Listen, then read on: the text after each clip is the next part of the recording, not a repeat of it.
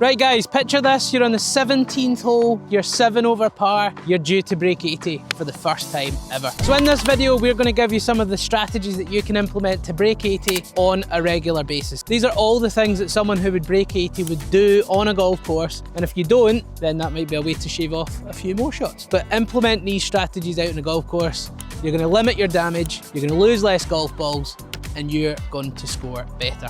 So number one, have a phenomenal pre-shot routine. It's something that you can control no matter how good or bad that you're playing. So get into a consistent pre-shot routine, find out what works for you, but try and do that as consistently and as regular as you possibly can. If we watch the guys on the TV, if we watch the best golfers in the world, they do this automatically. They don't have to think about it. But your pre-shot routine will consist of a few things. Number one, you're going to assess the lie. You're going to look at what's in front of you, what's achievable and what's not. So for example, if we're in heavy rough, the ball's sitting down, don't think that you can attempt to hit a fairway wood or a 4-iron. Play the club that the lie allows you to. For this one, obviously we're in the middle of the fairway. We then get the distance to the pin, which is 115. You might want to just get some distances on hazards. So for example, this bunker here that's on the right hand side, it is 96 yards to carry that bunker. Yes, it's a little bit to the right. So we need to hit it at least 95 yards. We carry the bunker. The distance is 115 yards.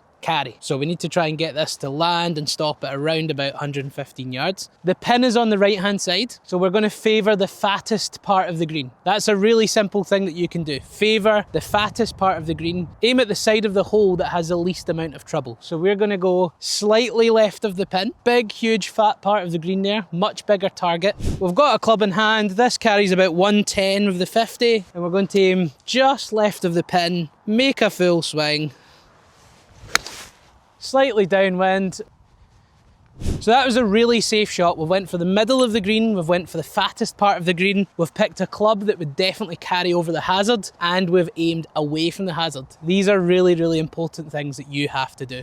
So here's a really good example. This is the bunker that we were trying to avoid, and we've aimed ourselves at the fattest part of the green. This part here, this sort of middle section, the left section, there's not really any hazards on this side, but we've got lost ball territory, we've got the bunker on the right hand side, and this part here, this is a much easier target area to hit. So if you have a slight left shot, a slight fadey shot, if this is your target area that you aim for, a little bit left is going to be okay. Simple chip shot onto the green. If you sort of fade or slice one and build that into your shot here, you're probably still going to find the green. If you take on the pin, you're going to bring in some more lost balls on the right hand side. You're probably going to hit a few long because that was at the very back of the green there. And the target area is much, much smaller. So fattest part of the green and aim at the side of the pin with the least amount of hazards or trouble. So let's roll this bad boy in. Speed control is going to be next. So this requires good speed control. That is where we're going to avoid 3-putting.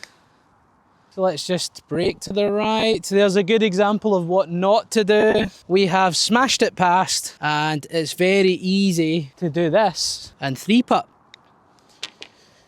So that's going to be one of the tips in this video. Control and speed with putts. I would say guys who don't break 80, golfers who don't break 80, really struggle with speed control. If you get good at that, 3 putts will definitely start to disappear. The next part, obviously one of the quickest ways you can rack up shot after shot, start to make doubles, triples, high numbers, is just whacking driver everywhere. On every single hole that you don't even have to. So this is a good hole, for example. You might not have played this golf course, you might not have played.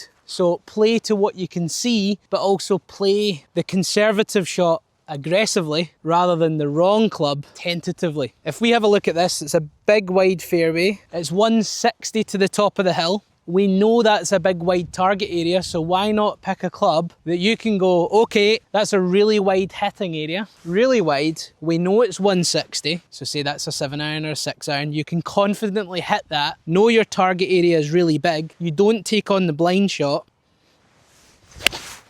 And from there, you can start to make a much more confident, fluid swing where you really commit to that target. You'll hit far more good shots when you do that. You'll lose far less golf balls, and we'll go and see where that ends up. So here's the perfect example of that. If we went any further, if we hit driver off the tee there, There's a big runoff off to the right. There's trouble, which I didn't know about. I've never played here before. This is Eastwood 12 if you want to check it out. New 12-hole course in Scotland. And you could end up easily racking up a really high number here. What we've got to remember is if you are trying to break 80, bogey is fine. We don't want to make double bogeys. We don't want to 3-putt. And we want to play the sensible shot as often as we can. The next tip is play the middle to back yardage. From all the stats from amateurs leave it short the majority of the time. We all think we hit it further than we do. We all base our distance on our best shots, not our average, which is a big mistake because in a hole like this, you could easily end up in the bunker. You could easily end up short of the green. You could easily get yourself in some trouble here. So play the back yardage, or at least middle +5. Middle +10. That starts to build in a little bit of safety into any off-centre strikes, ones that you don't hit so good. You will hit more greens when you do that. Yes, you might absolutely flush one that does go a little bit long. That probably was going to happen anyway. But the poor ones that you don't strike so good, or maybe don't go as far, maybe your 7-iron goes 150 or 160 with a good shot, but when you don't hit it quite so well and it goes 135, 140, if you're aiming at the back of the green or back yardage, and you do that, you've probably still made the green. If you aim at the pin, or if you aim closer to the front and think you can squeeze extra out of it, if you hit it poorly, you're going to leave yourself short of the green. So really, really important thing, middle to back, unless you flush your irons all the time and it's super consistent with strike. Definitely think this is one of the easiest things to do to hit more greens, get more birdie putts, make more pars and get in less trouble. So let's give that a try. So we've got 140 on the pin, 123 to carry the first bunker, and 150 to the pin at the back. So we're going to play closer to that distance. It's also a little bit uphill, so we need that extra bit of distance, but we're going to play closer to that. So the pin is 140, the back is 150. So we're going to play this about the 145 yardage. I would rather you favour slightly long of the pin, which gives you a little bit of wiggle room, rather than trying to force it there. So 145 is my number here to get it on that top tier of the green. 145, slightly long of the pin, 145, just a little bit long. It's a nice strike. And there's a good example. That was hit really nice, probably went a little bit further than I expected, but really good miss. It's landed on the back of the green, it's spun back off the bank, on the green, it's on the right part of the green, and it should be a pretty easy 2-putt. So that one's ended up quite nice. So the next part is don't 3-putt. And I know that's really easy to say, but what we need to do is get very good at speed control for distance putts to get the ball inside 5 feet, and then we need to be really good from 5 feet. The middle range putts, obviously the speed control matters, but where I see people lose the most shots is the long putts don't get inside that 5-foot circle. If you don't get inside that 5-foot almost putter length circle, statistics don't lie, you're probably not going to hold the putt. Even on the PGA Tour, they're almost 100% inside 5 feet. As soon as they go to 6, 7, 8 feet, that almost nosedives to 50%. So if the best players in the world only hold 50% of putts from 8 feet, we're going to hold slightly less, unless you're awesome with your putter. So when we've got a putt of some sort of length, the line is relevant, but less relevant.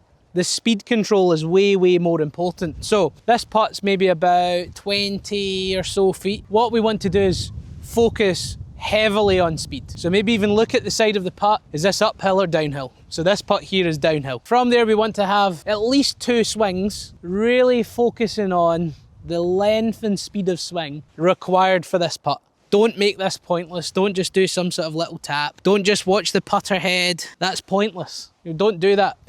Just don't do it. Maybe look at the hole. Right, roughly this length, nice and smooth. Get a feel for what you're about to do, and then you can work on some drills, which you can check out this video here for speed control drills. Have a look at the hole, focus on that speed.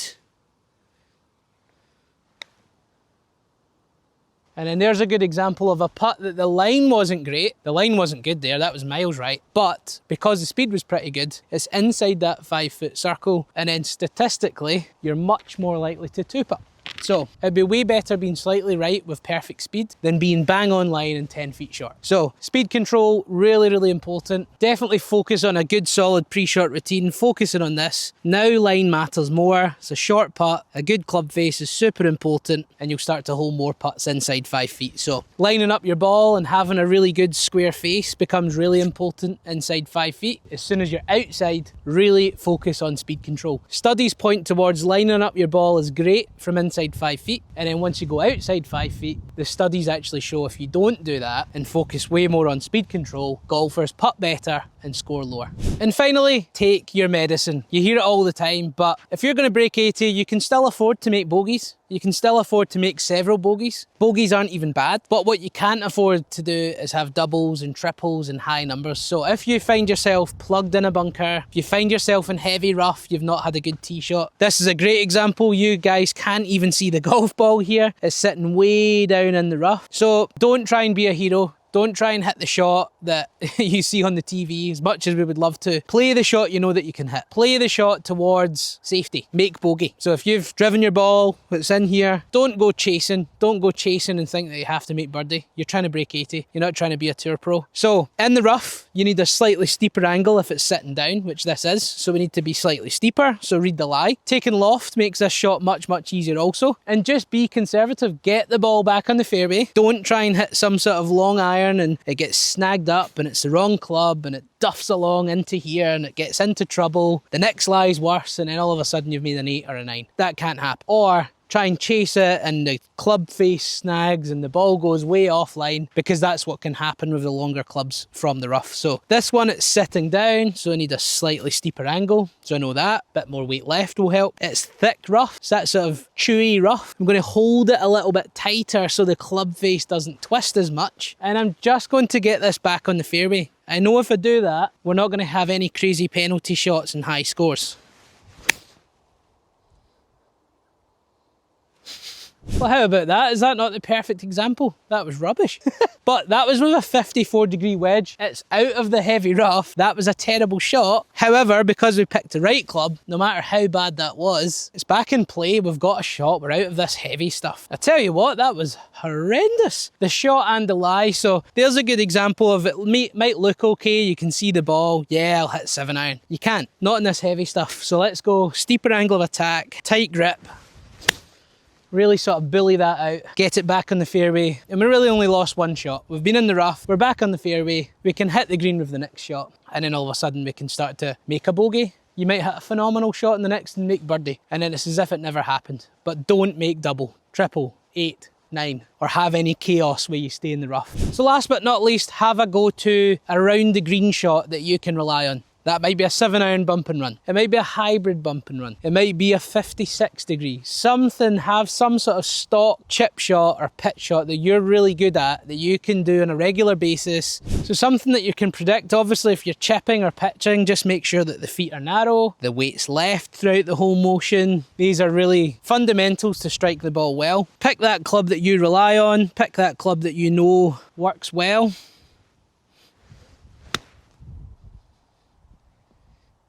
Little bit short in that case. If you can start to do that and get really good at one shot, then you can start to add others in. But something that you can rely on, one that makes sure you get on the green, you strike it well, and even again from here, drive in the rough, hacked out onto the fairway, chipped on, and even if we just have 2 putts, it's not a pretty hole, but it's only a 5. It's only a bogey. So really, really important. Can make a huge difference to your scores, can make a huge difference to you guys breaking 80. So give all these tips a try. If there's any others that's really, really helped you out, comment down below what is your best break 80 tip. And if you want any extra freebies to help you with your golf, 2 things in the description below. There's a free swing analysis via the Skillest app. You'll see that just here. Send your swings, get some free tips from me, and let's get you improving, and a free 60-minute practice plan. So check out the description link below, comment your best break 80 tip, and I'll see you next time on the channel.